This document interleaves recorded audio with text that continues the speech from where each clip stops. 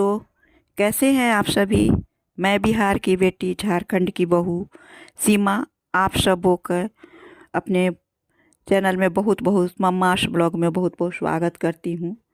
दोस्तों, सटतीला एकादशी 2025 में किस दिन है और इसका क्या महत्व है, इसकी शुभ मुहूर्त और पारण किस दिन है, इस बात को लेकर मैं आज आप लोगों के पास आई हूँ। तो आइए जानते हैं। माघ मास भगवान विष्णु का महीना माना जाता है और एकादशी की तिथि विश्व देवता की तिथि होती है। श्री हरि की कृपा के साथ सारे देवताओं की कृपा का ये अद्भुत संयोग केवल सटतीला एकादशी को ही मिलता है। इस दिन दोनों की उपासना से मनोकामनाएं पूरी होती हैं। इस दिन कुंडली के दुर्योग भी नष्ट किए जाते हैं। इस बार सटतीला एकादशी का व्रत 25 जनवरी शनिवार को रखा जाएगा। सटतीला एकादशी माघ मास की सबसे खास एकादशी मानी जाती है। इस दिन भगवान विष्णु की पूजा में तिल का भोग अवश्य लगाना चाहिए। 2025 में सटतीला एकादशी कब है तो दिक पंचांग के अनुसार माघ महीने कृष्ण पक्ष की एकादशी तिथि की शुरुआत 24 जनवरी 2025 को रात को 7:25 बजे होगी और अगले दिन 25 जनवरी 2025 को रात 8:31 पर इसकी समाप्ति होगी।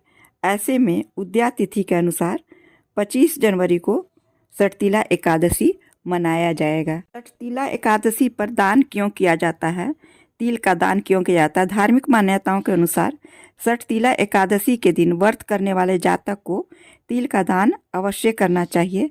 यदि आप व्रत नहीं भी रख पा रहे हैं तो तिल का दान अवश्य करें। दान करने के अलावा तिल का सेवन करना भी बहुत महत्वपूर्ण माना गया है।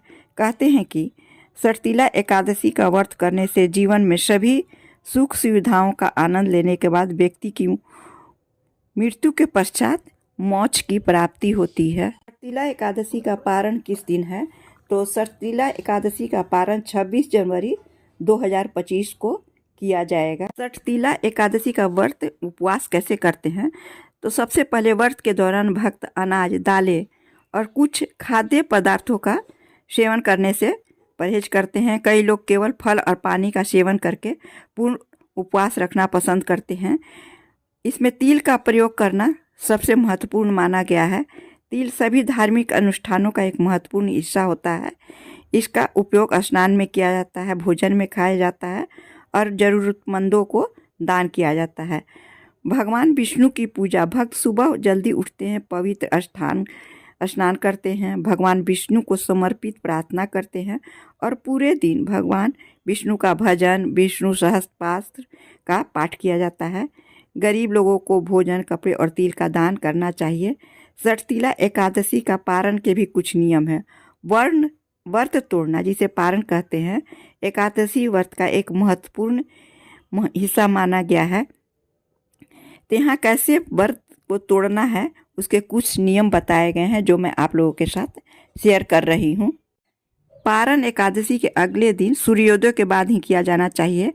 व्रत को द्वादशी तिथि के भीतर तोड़ना आवश्यक है जब तक कि तिथि सूर्योदय से पहले समाप्त न हो जाए। पारण हरिवासर के दौरान नहीं किया जाना चाहिए जो द्वादशी की पहली 1/4 अवधि को कहते हैं। भक्तों को सलाह दी जाती है कि व्रत तोड़ने से पहले हरिवासर के समाप्त होने का इंतजार कर लेना चाहिए। पारण के लिए आदर्श समय प्रातःकाल सुबह ही माना गया है। यदि प्रातःकाल छूट जाए तो पारण दोपहर के बाद किया जाता है। ऐसा हमारे हिंदू धर्म में कहा गया है कि पारण इस प्रकार करना चाहिए। इसे सटतीला एकादशी क्यों कहा जाता है। सटतीला नामक संस्कृत शब्द तिल के बीज और सत से लिया गया जिसका अर्थ है 6। यह एकादशी तिल के महत्व पर जोर देती है जिसका उपयोग दिन के दौरान 6 अलग अलग तरीकों से किया जाता है।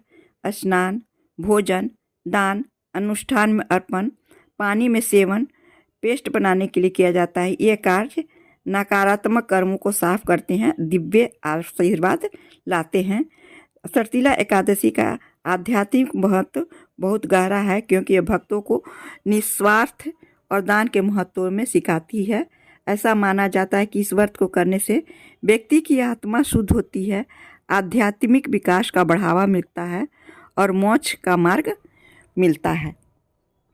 दोस्तों, सठतीला एकादशी के दिन 2 काम अवश्य करें।